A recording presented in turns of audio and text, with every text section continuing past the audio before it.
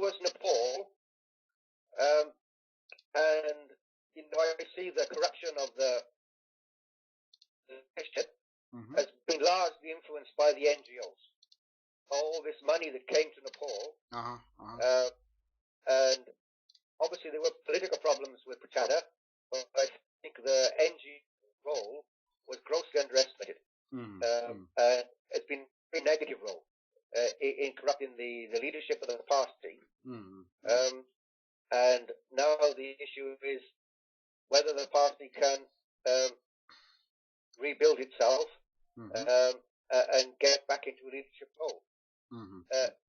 While theoretically some of the things they're saying are good, the real test is going to be practice, of course, and policies they come out with. So I think, people want to criticize them too early. They have to have a chance of able to see what they can do with a new party. Obviously, Hello? You still see me or hear me? Or? Yeah, I can go on. Yeah. So the issue is really what policies the new party brings out, because so far what they really stood for is a question of a certain number of principles and expose Batra and Prachanda for their revisionism.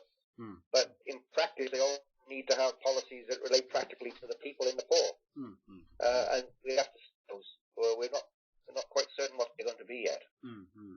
How about the public support for the support from PLA and the mass organization that they have already they're already in place, or they have already created? How about the support for the splinter group of the Communist Party, the Communist Party Nepal Maoist? Well, the problem here is that it's very difficult for me to be able to make a judgment about how much support the new party got. Obviously, in terms of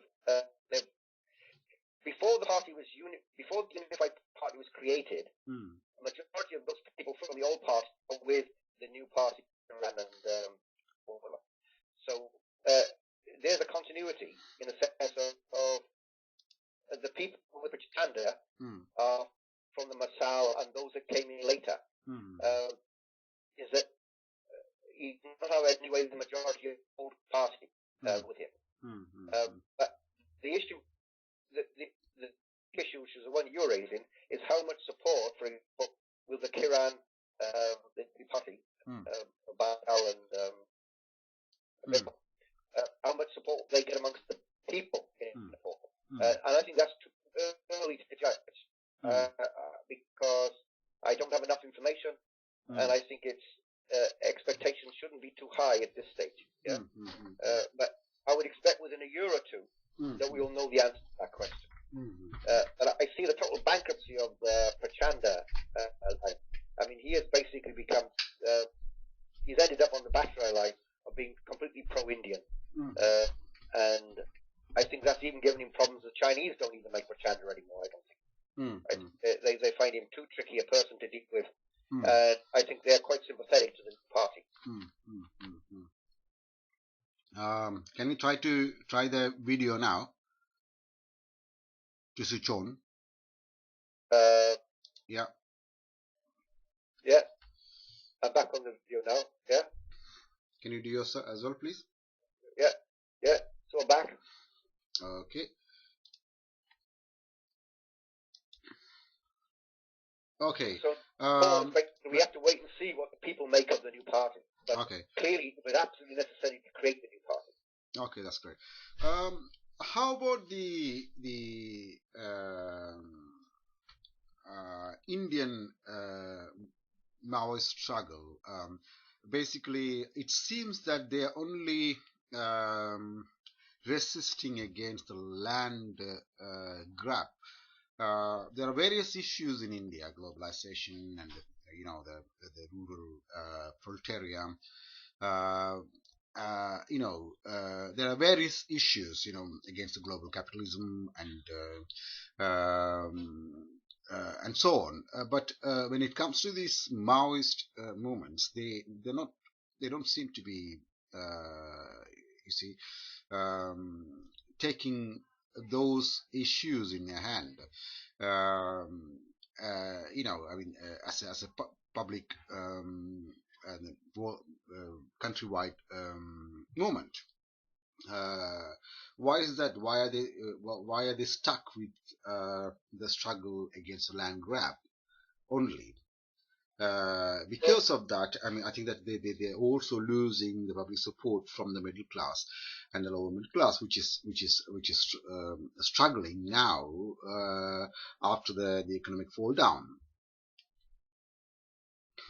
Well, I think you're absolutely right. Is that the land grab question is a preeminent one, and that's where the Maoists are more clearly seen.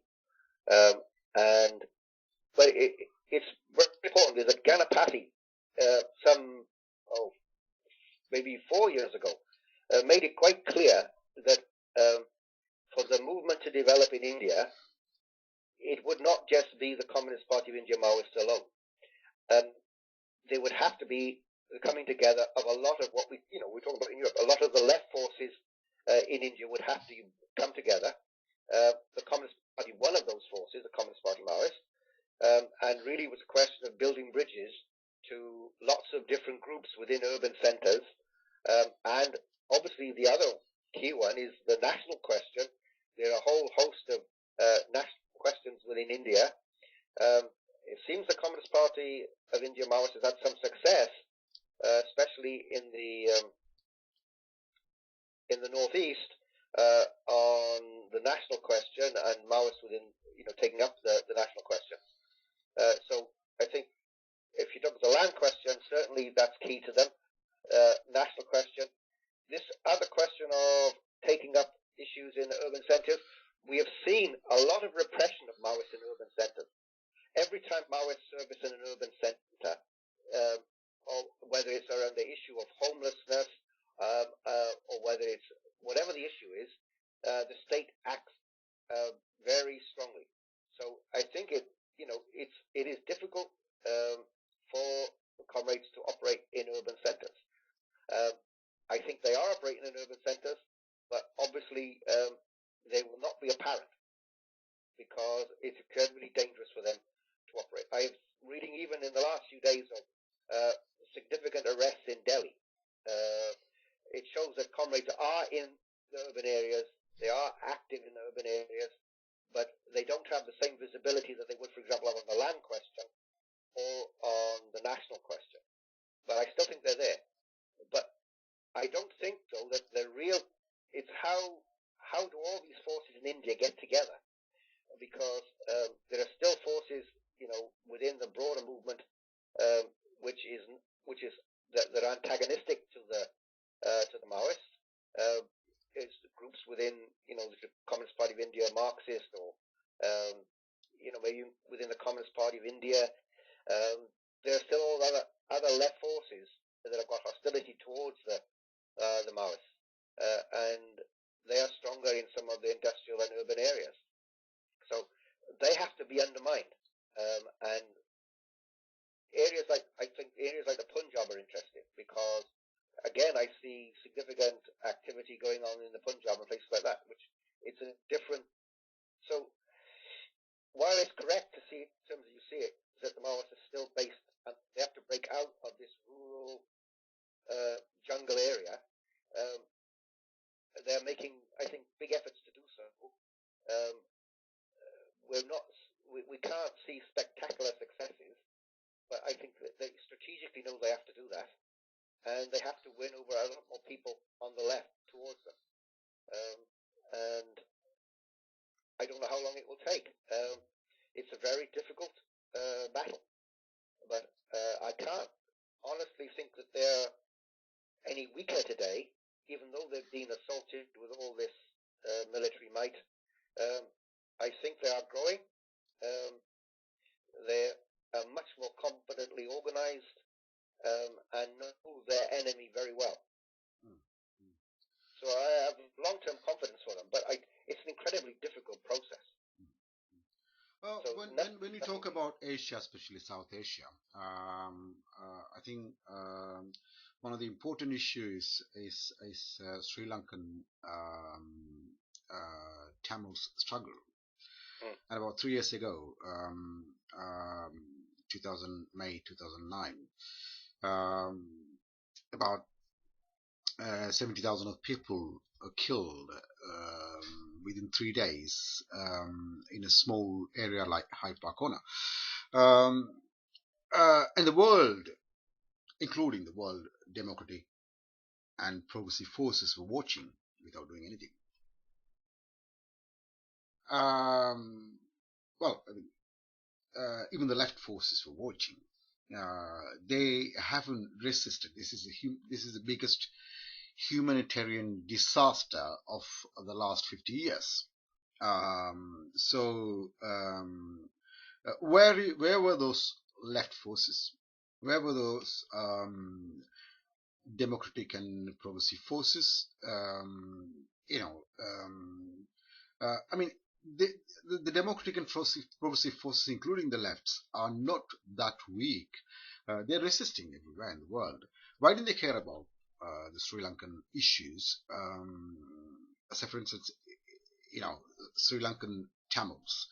They were on the street throughout Europe. Just in UK, there were like 100,000 people unified and protested against the Sri Lankan government from UK. Same thing happened the other part of the world as well. So what went wrong? Why didn't the left forces unify against the Sri Lankan government, give the pressure to the world's power and so on? What went wrong?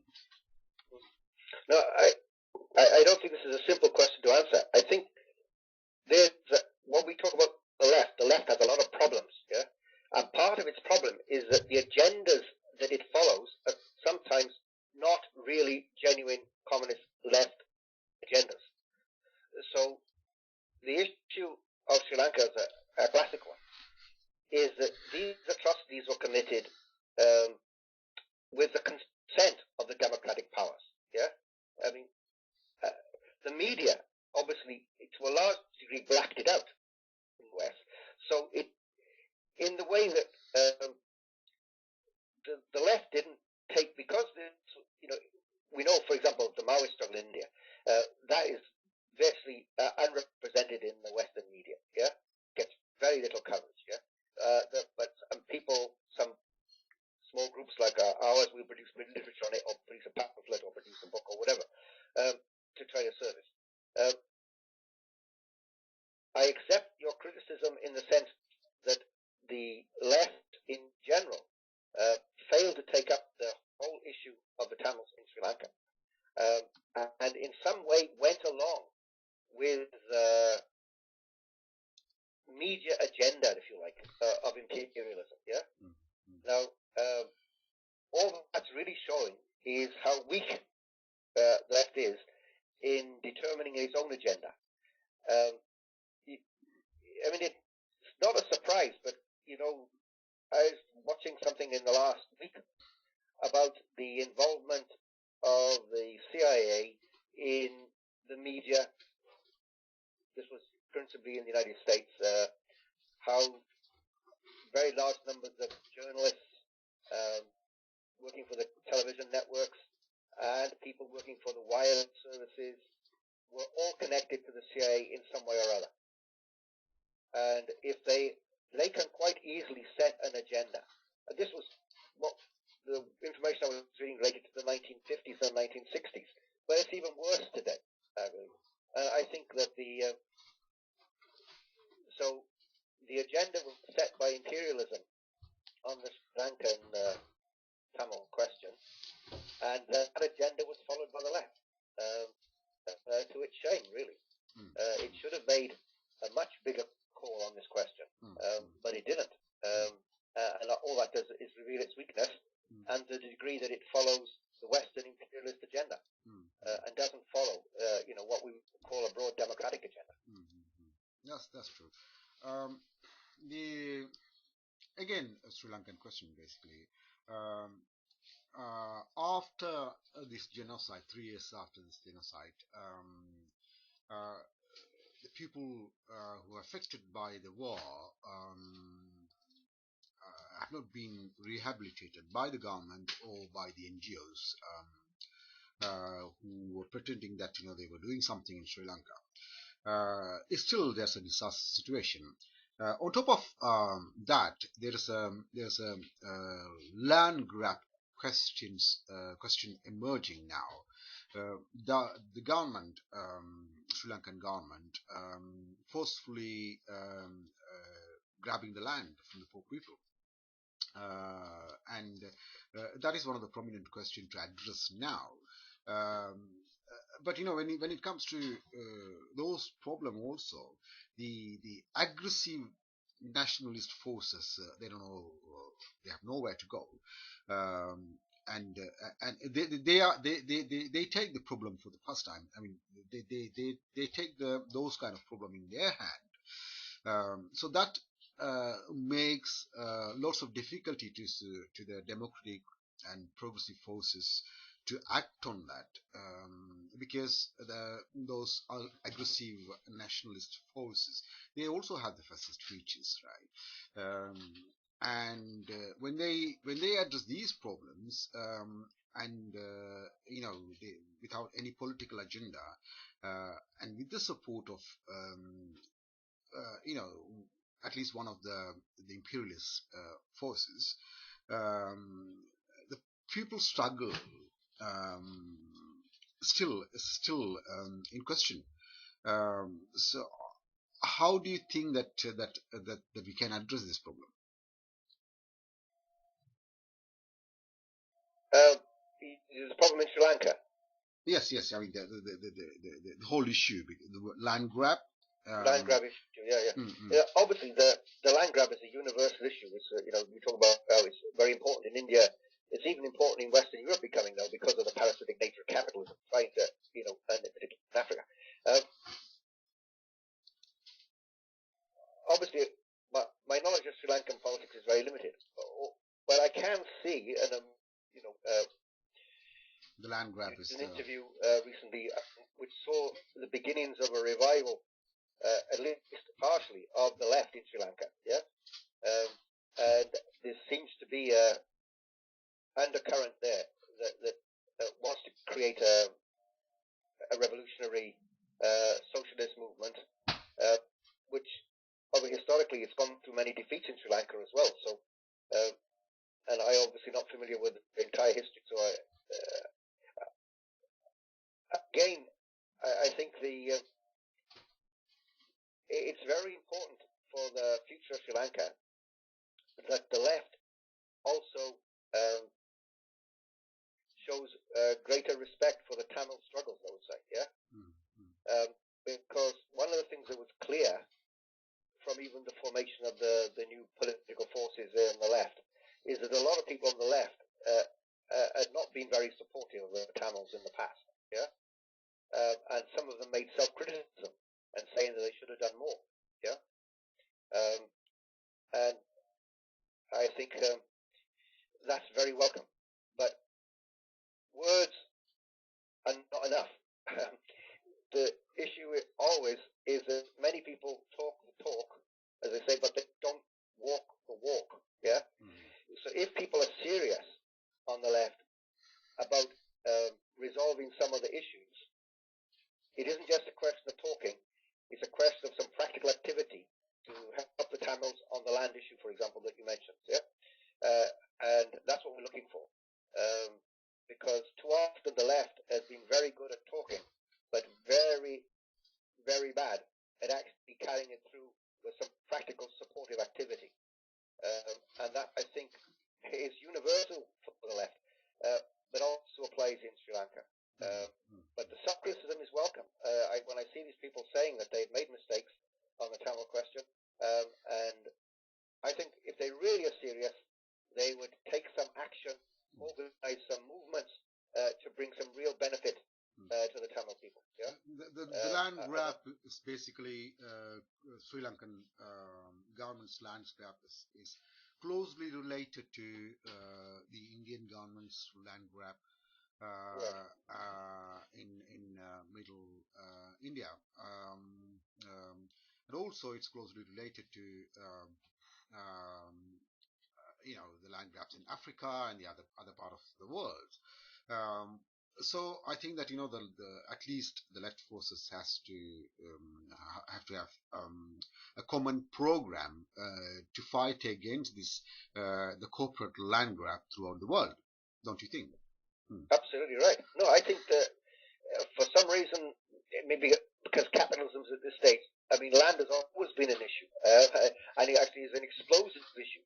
I mean, I'm addressing the question of land in Wales today. Yeah, people can't quite understand that why they thought this question was resolved 200 years ago. Yeah, but actually it isn't. There are still many unresolved land questions around the world, and imperialism at this stage, when it's looking for investments, and you have all these funds from the World Bank, the IMF at the moment. They call them green funds as well, which is a pretty appalling description of them. These are funds to buy all land in Africa.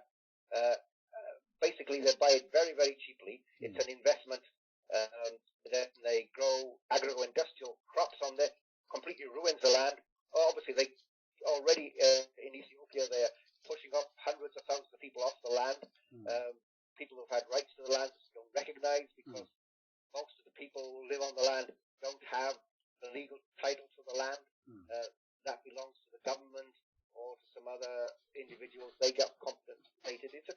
The whole land grab picture in the world is terrible. And as I say, in Africa it's particularly bad at the moment. And it's been funded by the World Bank and the IMF, and massive loans are being given to private speculators to buy land. Even these hedge funds are getting involved in buying the land in Africa. So absolutely appalling. But I'm also hearing of big land movements now emerging in France, Spain. I'm trying to develop one in Wales. So this land question, definitely. There is an organization which is very good on this question, and it's now opened a European section. It's Via Campesina. It's the International Peasant Movement. And they are real experts on all this land question. And also experts combating a lot of this false green ideology, because a lot of these land grabs are done by using words like renewability and sustainability. They use a lot of green vocabulary, and they make up their kind of green activities. And the real exposés of these are from the real peasant movement, who know more about sustainable agriculture than any of these people in the World Bank or the IMF will ever know. And so I think we need to be battling against the agro-industrial agriculture with the agro-ecological agriculture, which comes from the peasant communities themselves. So there's a big battle. I'm finding some of my biggest opponents are actually so-called Greens, because Greens are really, they're that shock troop for the corporates to bring in the corporate power.